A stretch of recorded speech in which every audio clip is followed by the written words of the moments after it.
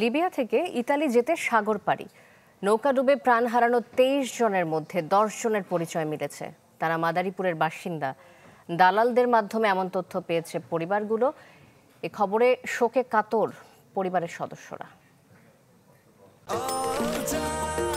নিশ্চিন্তে খান স্বাস্থ্যকর all time পান। All time healthy life.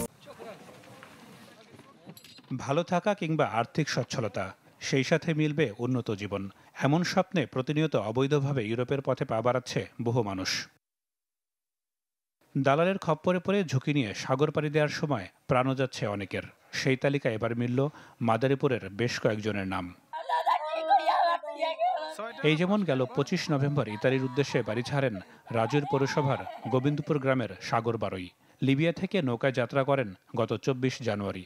স্বজনরা বলছেন, স্থানীয় দালালদের মাধ্যমে জানতে পারেন ভূমধ্য সাগরে তাদের বহনকারী নৌকা ডুবে প্রাণ গেছে সাগরের। বোট ডুবছে 25 তারিখে একটা হ্যাগোড়ায় ডুবছে, এটা আর কি বলছে, কিন্তু তারা এখন পর্যন্ত তাদের খোঁজ উঠাইতে পারে নাই। না পারতো আমার নাতি সেই জায়গা থাকতো, আমার নাতিনটা খামাহা কেন উড়িল, খামাহা আমার করলো কেন। একই পরিণতি হয়েছে একই উপজেলার শ্যালক কুদ্দুস ব্যাপারী ও দুলাভাই সুজন হালদারের। এই ঘটনায় জড়িত দালালদের কঠোর শাস্তি চেয়েছে পরিবার। দালালে তো পলাইছে, দালালের কোনো খবর আমরা পাই নাই, আর ফোন বন্ধ করে রাখছে। মনি দালালরে আইনের আওতায় আনা হোক, আর আমার স্বামীর লাশ যদি দেশে আনা যায় তাহলে আপনারা আমার স্বামীর লাশ দেশে এনে দেন।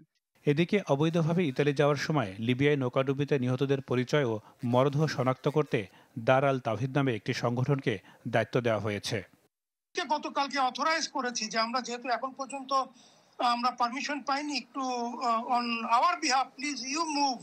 সমস্ত জায়গাতে তাদেরকে আমরা টাস্কিং করেছি যে আর কিছু বিস্তারিত তথ্য যদি আমাদেরকে দিতে পারে। সম্প্রতি লিবিয়ার ভূমধ্যসাগর উপকূলে উদ্ধার হয় বেশ কিছু মরদেহ। স্থানীয় রেড ক্রিসেন্ট ধারণা করে তারা সবাই বাংলাদেশি। নাদিম হোসেন, চ্যানেল 24।